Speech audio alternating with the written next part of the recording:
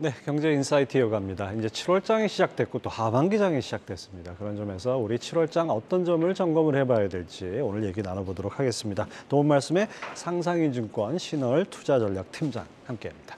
어서 오십시오. 네, 안녕하세요. 덥죠? 네, 상당히 무덥습니다.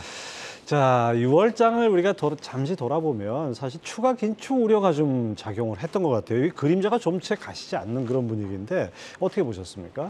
네, 수익률로 살펴봤을 때 미국 증시 등 주요 선진국의 한정에서만 월간 수익률이 소폭 강세를 나타냈고 예.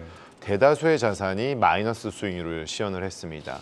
이는 결국 미국 연준의 스탠스가 여전히 긴축적인 부분들에 있어서 끝나지 않았다라는 점을 나타내는 것이고, 이에 연동해서 타 중앙은행들 또한 우리는 긴축 정책을 종료하지 않을 것이며 당분간은 피벗에 대한 부분들은 아직 예. 이르다라는 스탠스들이 여실히 드러났습니다. 거기에다가 경제 지표들마저도 여전히 긴축 정책의 누적된 효과가 본격적으로 발현되지는 않았고, 물가 지표들 또한 상당히 좀 오고 가고 하는 모습들이 나오고 있기 때문에 아직은 더 지켜봐야 되는 상황 속에서 그 경계심이 자산 시장에 반영되었다라고 볼 수 있겠습니다. 예, 그렇죠. 사실 이게 세계 물가 관련 지표들이 좀 약간 엇갈린 신호가 나와요. 그러니까 지속적으로 이렇게 떨어진다 그러면 뭐 이제 어느 정도 피봇에 대한 기대가 확실할 네. 텐데 반등을 하는 경우도 있고 또 거꾸로 또 이게 내려가는 경우도 있고 이런 네. 이게 상당히 좀 상반된 신호들이 나오죠. 네, 맞습니다. 말씀 주신 것처럼 좀 내려가야 이제 정책에 대한 불확실성이 좀 해소가 될 수 있는데요. 영국 같은 경우는 오히려 물가 상승률이 오름폭이 더 확대가 되었습니다. 그렇죠. 그리고 대다수의 국가들에서 공통적으로 확인이 되는 부분들은 헤드라인 CPI는 어느 정도 내려가고 있는데요. 이 근원 소비자 물가죠. 예. 매우 느리게 떨어지거나 떨어지지 않는 모습들이 나오고 있습니다. 우리나라 또한 마찬가지로 헤드라인 CPI는 상당히 좀 빠르게 내려가고 있는데 예. 코어 물가는 여전히 4% 내외에서 등락을 보이고 있고요. 거기에다가 중요한 부분들은 이제 외식 등 서비스 물가에 있어서 그 개인 서비스 물가와 같은 부분들 굉장히 좀 끈적끈적한, 그래서 요즘 이런 단어 많이 쓰시죠. 스티키 인플레이션. 예. 이런 부분들이 상당히 좀 인플레이션의 오름폭 축소세를 느리게 하고 있다라고 진단해 볼 수 있겠습니다. 저 그림에 나오듯이 독일 같은 경우에는 지금 뭐 근원 CPI가 아니라 그냥 CPI가 좀 반등을 했어요. 네, 그렇습니다. 저런 모습들이 좀 다른 나라들도 나올 수 있다. 뭐 이렇게 볼 수 있나요? 그렇죠. 헤드라인 CPI가 올라가는 국가들의 특징은 서비스 물가는 기본적으로 받쳐주는데 상품 물가에도 영향을 미칠 수 있는 부분들, 특히나 원자재나 에너지 관련된 부분들이 불안정할수록 이 헤드라인 CPI가 반등할 수가 있겠고요. 그런 부분에서 조금 벗어나 있는 국가들은 일반적으로 오름폭이 축소세로 접어들었다라고 예. 볼 수 있습니다. 그렇군요. 자, 그다음 물가하고 또 아주 밀접한 것이 고용 아니겠습니까? 네. 이 고용 지표 이번 주에는 6월 미국 고용 지표가 발표가 되는데요. 뭐 견조했던 미국 고용에도 약간의 균열이 있다 이런 얘기는 그동안 네. 해주셨는데 이 부분은 어떻게 봐야 됩니까? 네, 일단 노동 생산성에 있어서 계속해서 좀 좋지 않은 부분들이 나오고 있고요. 반면에 단위 노동 비용은 올라가고 있습니다. 이러한 부분들은 그 과열되어 있는 고용 시장이 계속해서 이어질 수 있다라는 가능성을 좀 회의적으로 바라볼 수 있는 대목이 되겠고요. 예. 그리고 노동 초과 수요가 21년 5월부터 플러스 국면에 진입을 했는데 이러한 부분들이 이제 생산성이 크게 하락을 하면서 특히나 서비스업 대부분 구성하는 레저, 접객 부분이 고용 주도했기 때문에 이러한 부분들은 이제 단락을 할 가능성이 점차 높아지고 저 있다. 그래프로 좀 설명을 해주시죠. 네, 초과 수요에 대한 부분들, 즉 노동 수요와 노동 공급의 격차가 이제 더 이상 벌어지지 않고 있습니다. 즉 그 고용 시장에서 이탈했던 인력들이 서서히 돌아올 수 있는 가능성을 나타내고 있습니다. 그 노동 공급력이 없기 때문에 기업이나 민간 일자리를 필요로 했던 개인 사업자들 같은 경우에 있어서는 계속 인력을 필요로 했었던 부분이고, 인력을 필요로 하다 보면 아무래도 임금에 대한 부분이 그렇죠. 반영이 될 것이고, 예. 임금은 즉 실업률을 낮추는 동시에 물가의 상방 압력으로 작용을 예. 했었습니다. 그런데 이제 고용 시장에서 아예 이탈을 했었던 인력들이 어느 정도 정상적으로 돌아올 수 있다라는 부분들이 나오고 있기 때문에 초과 수요가 어느 정도 해소가 될 가능성을 해소가 되기보다는 이제 좀 점차 초과 수요 강도가 완화된다라면은 고용 시장의 그 강했던 수급의 미스매칭이 일정 부분 해소가 될 것이고요. 임금이 어느 정도 안정화될 것이며 최근에 나오는 것들처럼 실업률이 더 떨어지지는 않고 이제 반등을 하면서 추세적으로 반등을 할 것인지 아니면 횡보를 할 것인지에 대한 부분을 지켜보는 것이 3분기의 팩터로 작용할 가능성이 저 하늘색 있습니다. 부분이 더 줄어들어야겠네요. 많이 좀 줄어들어야 정책에 대한 그 긴장감이 좀 일정 부분 해소가 예. 될 수 있다라고 그렇죠. 보여집니다.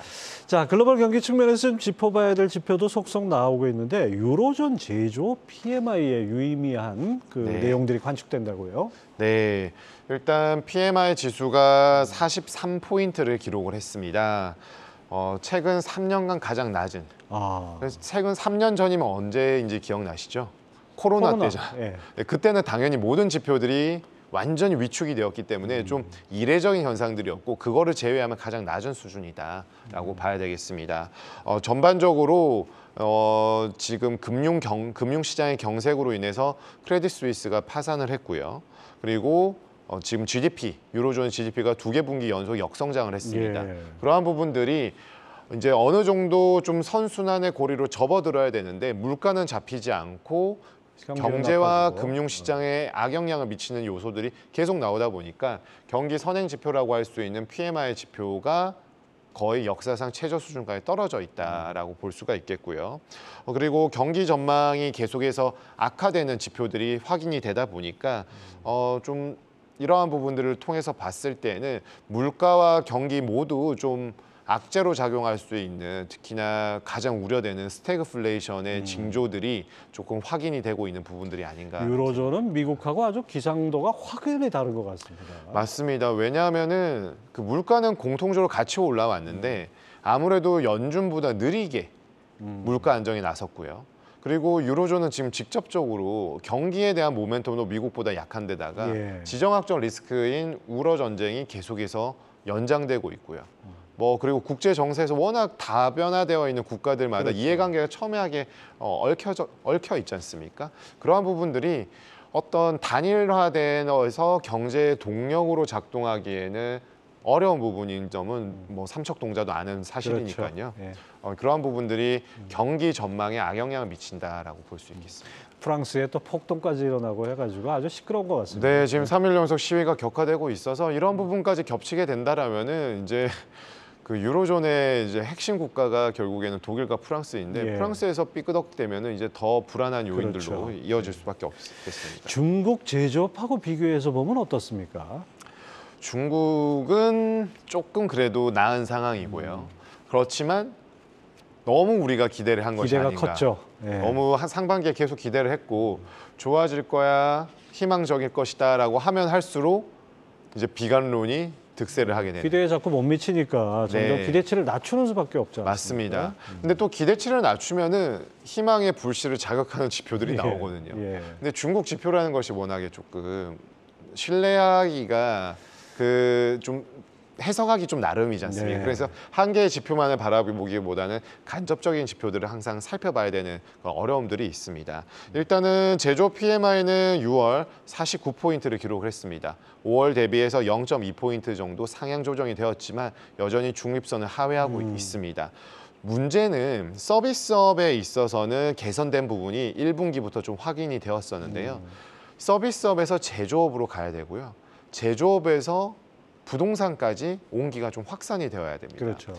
그렇지 않기 때문에 LPR을 10bp 인하하고 전방위적인 경기 부양체를 나타내고 있지만 중립선을 하회하고 있다라고 하는 점은 그 부양책이 죄송합니다. 부양책의 좀 늦은 편 거기에다가 부양책의 강도가 이걸로 되겠어라는 시장의 기대치를 하회하는 부분들 그런 부분들이 복합적으로 있기 때문에 중국에 대한 눈높이를 낮추는 동시에 중국은 부양책이나 이 경기의 선순환 구조가 조금 더 올라서야 되는데 이러한 측면에 있어서 3분기에 좀 키 팩터나 좀 모니터링의 대상이 아닐까라고 생각이 됩니다만은 여전히 좀 오리무중한 측면들이 예. 좀 존재하고 있습니다. 과거와 달리 중국 정부가 그 과거 같으면 이런 경기 상황에서 뭐 부양책을 적극적으로 쓰고 이런 것이 뭐 하나의 그 스테레오타입처럼 돼 있었는데 요즘 코로나 이후에 중국 정부는 그렇게 적극적으로 나서지 않는 것 같고 또 그 정부 부양책으로 올릴 수 있는 규모가 아닌 것 같은 느낌도 좀 들어요. 네, 맞습니다.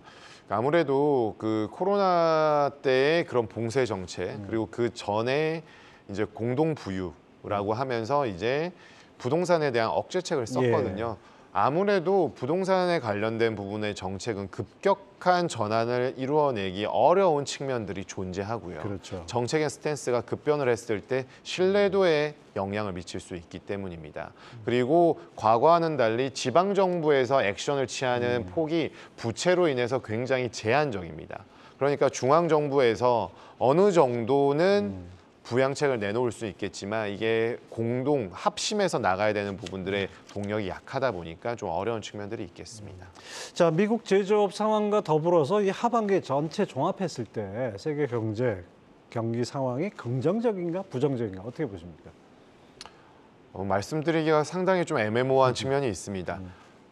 단기적으로 봤을 때는 상반기보다 나쁘진 않을 것 같다라는데 방점이 찍히고 있습니다만은 상반기의 기대 수준이 못 미칠 것이다라는 것이 일반적인 공통된 견해이기 때문에 연간으로 보았을 때는 긍정적이다라고 얘기하기 어렵겠죠. 그러니까 큰 틀에서는 계속해서 우하향되는 모습들이 나오고 있고요.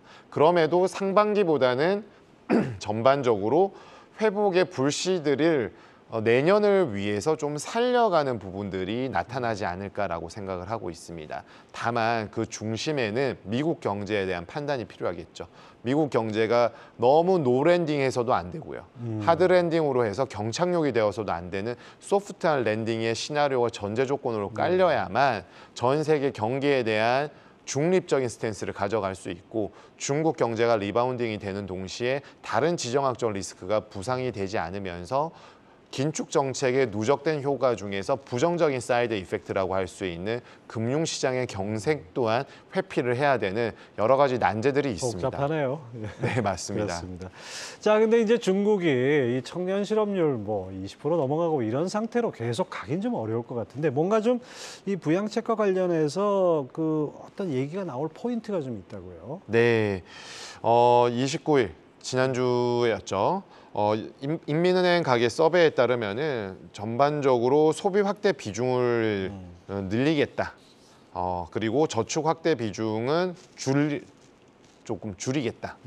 투자 확대 비중 또한 이렇게 줄어든다라는 부분들은 좀 내수에 대한 부분들은 일정 부분 있는데 결국에는 아직 기업이나 투자에 대한 부분들은 아직 일정 부분 조금 미약하다. 이를 자극하기 위해서는 결국에 마중물 역할을 할 수 있는 정부의 역할에 대해서 될 것이고 이미 지난주에 나왔던 LPR 같은 부분들에 있어서는 기대치를 하회했다라고 생각을 하고 있기 때문에 현재 수준에 있어서는 정부 부양책을 좀 기대할 수 있는 측면들로 이제 정부 당국의 컨센이 좀 모여지지 않을까라고 생각을 하고요. 그러다 보니까 7월 중앙정치국 회의에 부동산 부양책 좀 주목을 할 필요가 있겠습니다. 하여튼 중국의 변화도 우리가 눈여겨봐야겠습니다. 네. 자, 이제 7월 시장이 시작됐는데 달러 채권 강세를 보이는 반면에 여전히 시장 내에서는 이 그 위험자산 선호 심리라고 할까요? 이 부분도 강한 것 같아요. 어떻게 봐야 됩니까? 달러 강세는 정책에 대한 불확실성이 고조될 때마다 올라갔다가 이번 주말에도 확인하신 것처럼 PC 개인 소비 지출이 조금 완만하게 둔화되는 모습을 나오니까 달러도 후퇴를 했습니다. 긴축 정책에 대한 경계심이 오락가락하고 있다라는 데 좀 방점을 두어야 될 것 같고요. 긴축 정책을 한다고 해서 한 번 또는 두 번 이후에 더 할 수 있을까에 대한 생각을 해본다라면 굉장히 가능성은 희박할 것이라고 보여집니다. 즉 그러한 점을 고려할 때 달러 강세의 압력은 일정 부분 희석이 될 가능성이 높겠고요. 긴축 정책이 동결로 전환될 때에는 이제 금융시장의 자본 조달 여건 그리고 유동성에 대한 경색에 대한 우려가 좀 완화되기 때문에 위험 자산의 포트를 늘려서 본인 또는 기관의 수익률을 제고하고자 하는 니즈가 집중적으로 몰리게 됩니다. 예. 그래서 과거 금리 인상에서 동결로 바뀔 때 신흥국 주식이나 중국 주식 그리고 채권에서는 국채보다는 하이힐드 또는 회사채로 투자자들의 시선이 쏠리기 마련이었고요. 다만 중요한 부분은 이번 국면은 금리 동결도 바라보는 동시에 금리 인하에 대한 생각도 있거든요. 금리 인하일 때는 이 위험 자산이 오롯이 상승으로만 가지 않는다. 그러니까 금리 인하로 갈 때는 어떤 트리거가 나왔을 때 금융시장의 유동성 공급이 아니라 경기가 너무 급격하게 위축될 수 있다라는 그렇죠. 신호가 나올 수도 있기 때문에 위험 자산은 또 수익률이 좋지 않을 때도 있습니다. 그렇기 때문에 동결과 인하를 동시에 바라봐야 되고 단기적으로는 7월에 금리 인상하는 것이 아니냐라는 생각도 있기 때문에 굉장히 좀 이렇게 말씀드리기가 어려운데 복합 다단한 예. 과정들을 거쳐야 하므로 긴 추세에 대응하기보다는 짧게 치고 빠지는 전략이 좀 유의미하지 않을까라고 생각하고 있습니다. 뭐 금리 인하를 기대하지만 금리 인하가 무조건 좋은 게 아니다. 이렇게 네, 우리 맞습니다. 기억을 해둘 필요가 있을 것 같습니다. 상상인증권 신월 투자전략팀장 함께했습니다. 말씀 감사합니다. 고맙습니다.